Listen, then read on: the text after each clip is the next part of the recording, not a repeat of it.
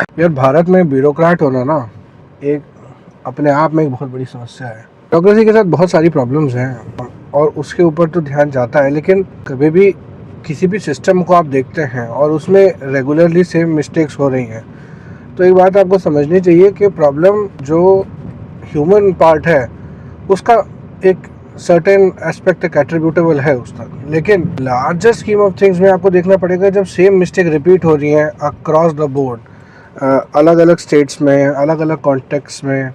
For example lack of decision making, lack of relative expertise etcetera. तो आपको समझना होगा कि कहीं ना कहीं सिस्टेमिक इशू तो है। अब मेरा इंटरेक्शन होता है तो समझिए कि मुझे ये मोटा मोटी समझ में आया, एक IAS ऑफिसर है ना, अगर DM है तो वो कुछ भी ना करके कम से कम 50 कमेटी का तो मेंबर बना बैठा है, कम से कम। ये मॉनिटरिंग कमेटी हो गई, वो मॉनिटरिंग कमेटी हो गई, फलाना हो गया, ये हो गया। उसके बाद उसकी एडमिनिस्ट्रेटिव रिस्पॉन्सिबिलिटीज़ हैं। उसके बाद उसको इंश्योर करना है कि जब भी कोई VIP विजिट होती है then he is the one responsible for law and order. उसके बाद अलग अलग डिपार्टमेंट्स जैसे काम कर रहे हैं, जो पूरा हॉस्पिटल्स हैं, सिविक एमिनिटीज़ हैं, उसकी देख रेख उसको करनी है डिस्ट्रिक्ट में, तो उसकी जिम्मेदारी होती है। इन मैनी ऑफ मतलब अगर आपने एक आदमी को इतना वाइड फ्रेमवर्क दिया हुआ है ऑपरेटिव, जहाँ पे उसको सारी रिस्पॉन्सिबिलिटी निभानी है, he has to be supervisor, administrative, operations head, chief operating officer, manager, compliances भी देख रहे हैं, प्लस एक प्रेशर है कि कहीं गलती हो गई तो शटिंग हो जाएगी, you know, all those terrible things that are there. तो आप उससे कितनी उम्मीद कर पाओगे? मतलब वो आदमी करेगा तो क्या करेगा? उसके बाद दो ऑप्शन है, या तो he becomes a part of the system and enriches himself with the management और रादर द मिसमैनेजमेंट, या फिर वो he takes a step back कि भाई जो जैसे चल रहा चलो, मैं अपना पेपर वर्क पूरा रखता हूँ और बाकी जो होता है वो देखा जाएगा।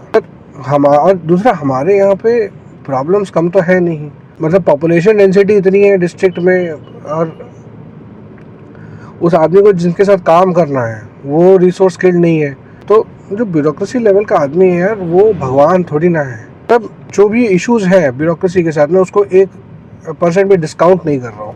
मैं बोल रहा हूँ कि वो इश्यूज होते हैं, ठीक है, they have been there, they need to be reformed and improved, and there is a lot of expectation bureaucracy से।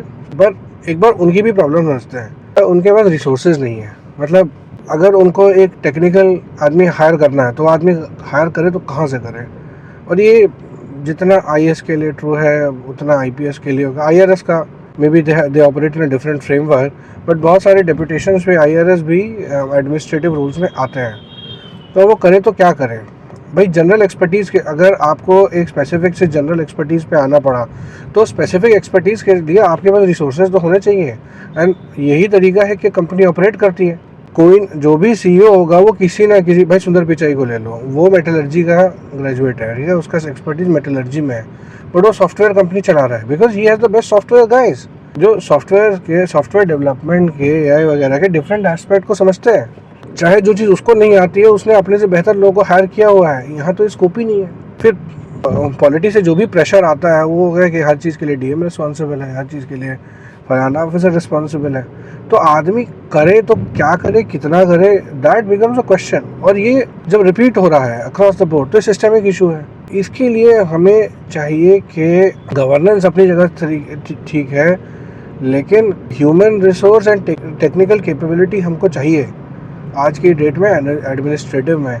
वरना सी एट सम लेवल पूरा के पूरे सिस्टम में जितने भी एडमिनिस्ट्रेटिव रोल्स पे लोग बैठे हुए हैं ना, मतलब they are under some kind of mental duress all the time, all the bloody time। उसका वो मतलब इतने प्रेशर में आदमी क्या करेगा? मतलब आप उससे इतना प्रेशर डाल के एक एम्प्लॉय के ऊपर आप छुट्टी ना लेने का 1 साल का प्रेशर डाल दीजिए and see the performance go down. और यहाँ पे आपने इंसान के ऊपर एक फॉर वेरियस रीजंस आपने उसके ऊपर रिस्पॉन्सिबिलिटी इतनी डाल दी है, रिसोर्स का प्रोविजन उसके पास है नहीं, उसके the spectrum of his operability is wide enough कि उसको एक इंजीनियर, एक डॉक्टर, एक साइंटिस्ट, एक मैनेजर, एक आर्ट्स का एक्सपर्ट, एक साइकेट्रिस्ट, सब कुछ उसको बनना पड़ रहा है at the district level, and that too with very poor resource allocation, right? Very rudimentary level of tools and equipment, etc.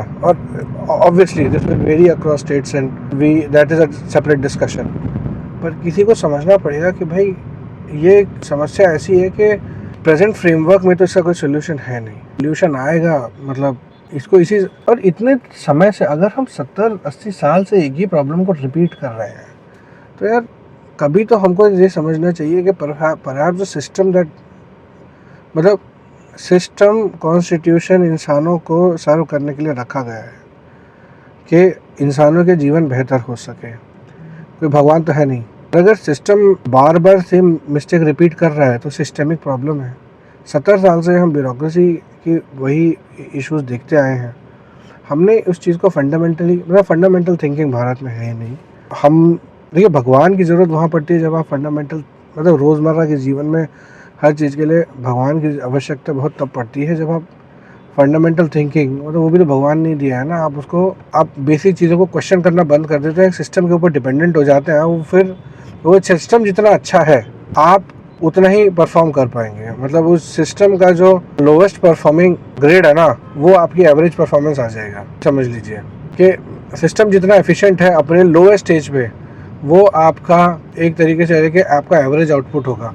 हाँ आएंगे लोग सिस्टम को रिफॉर्म करेंगे, सिस्टम को आउट परफॉर्म करेंगे, पर ऐसे लोग कितने आएंगे. एंड देन सिस्टम 70 साल में सिस्टम अगर हमने रिफॉर्म नहीं किया है सो ये तो एक तरह से as a democracy, as a civil society, as a polity हमारा भी प्रॉब्लम है.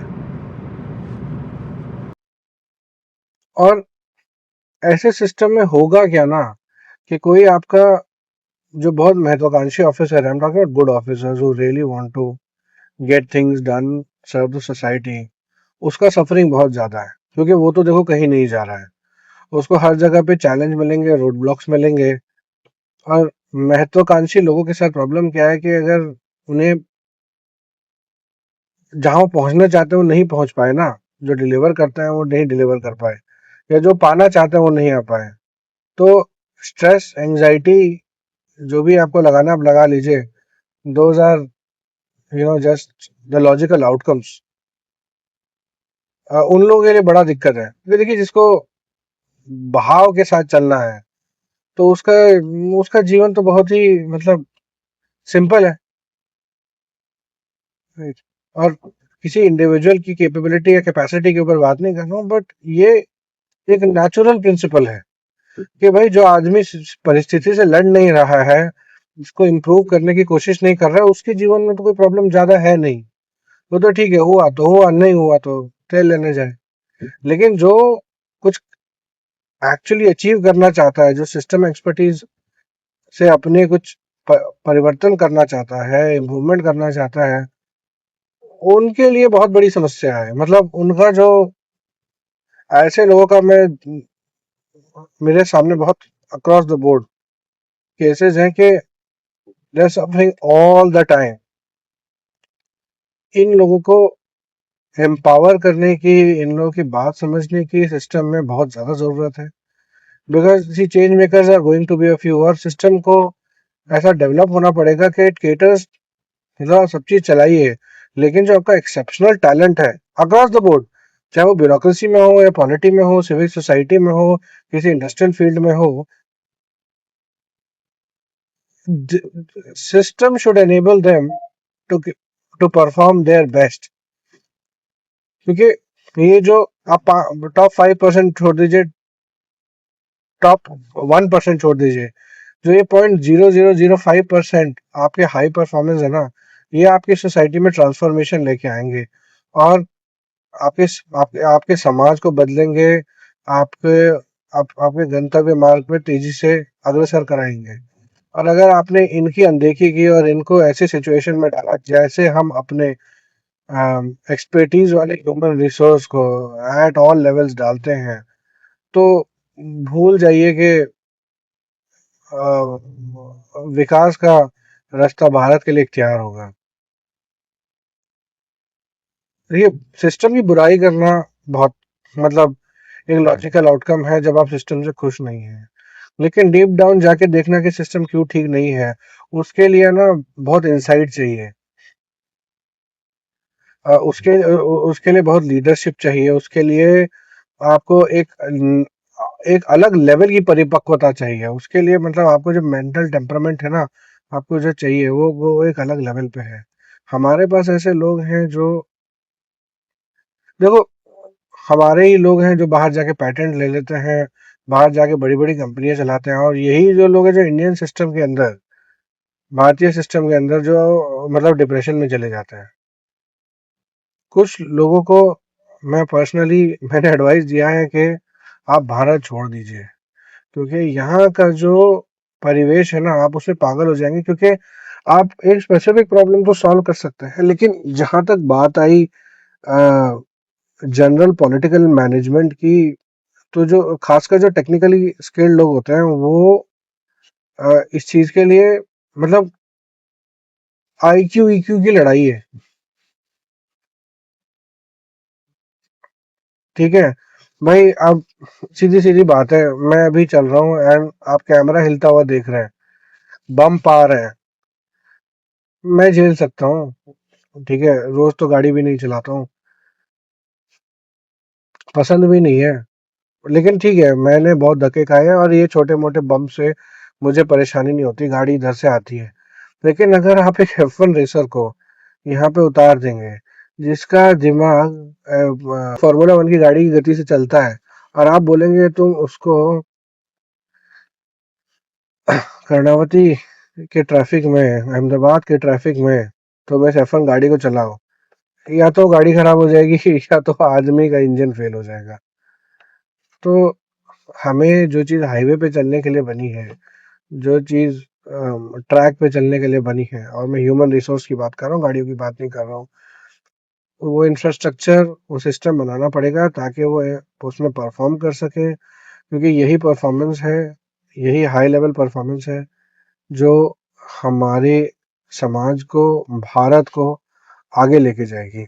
चाहे वो इंसान लेफ्ट से आता है, राइट से आता है, मतलब ऊपर से आता है, नीचे से आता है, अपने को इससे कोई मतलब नहीं है।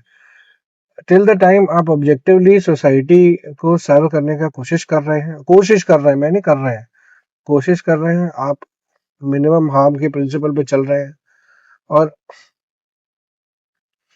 आप सर्विस ओरिएंटेड है, मेरे ख्याल से नहीं भी है, बट आप एक्सपर्टीज ओरिएंटेड है, परफॉर्मेंस ओरिएंटेड है, तो इन लोगों के लिए हमें रिश्ते बनाने पड़ेंगे। इन लोगों को हम एज अ सोसाइटी, हमें as a civility, as a polity हमें इवॉल्व होना पड़ेगा। नहीं तो भाई देखो, सब है ना, वो कैलिफोर्निया, वो अपना सिलिकॉन वैली में जाके बैठ जाएंगे, यहाँ नहीं दूसरी सिलिकॉन वैली, मतलब फाइनेंस वाले फाइनेंस के किसी जोन में चले जाएंगे, और आपके पास बचेगा वही पुराना ब्रेन ड्रेन वाला नैरेटिव कि भाई हम लोग पैसा खर्चा करते हैं आईआईटी के बच्चों पे, और वो जाके इंटरनेशनल पेटेंट लेते हैं। क्यों नहीं लेगा भाई? मतलब तुमने किसी को केपेबल बनाया और फिर तुम उसे कहते हो कि तुम अब एक बंधक बन के सिस्टम में काम करो, तो वो भी तो ठीक नहीं है ना यार। वो करेगा क्या? कम से कम किसी और सोसाइटी को तो सर्व कर रहा है, तुम्हें नहीं कर पा रहा है तो। सो एक बैलेंस है। ठीक है, हाँ, ये भी नहीं है कि भाई यहाँ पे हमेशा भारत में सब कुछ ठीक रहेगा। देखो, ठीक तो कहीं कुछ भी नहीं रहता है, और हमारी समस्याएं जटिल है, हमारी पॉपुलेशन ज्यादा है, हमारे पास पैसा कम है। वो वो भी एक बात है कि आपको यहाँ पे बिल्कुल सब कुछ मतलब एकदम सेफ साउंड ऑर्गेनाइज्ड कभी नहीं मिलेगा। यहाँ के आपको, यहाँ के चैलेंज यहीं पे मिलते रहेंगे, आप उसे अनभिज्ञ नहीं रहेंगे। अब डेली में कुछ ना कुछ प्रॉब्लम तो फेस करेंगे, बट वो आपकी अपने प्रॉब्लम है। लेकिन केपेबल लोगों को एक मीडियोकर और एंटी कैपेबिलिटी और एंटी परफॉर्मेंस सिस्टम में डाल देना, वो हमारी भूल है। उसे डील करना बहुत ज्यादा जरूरी है।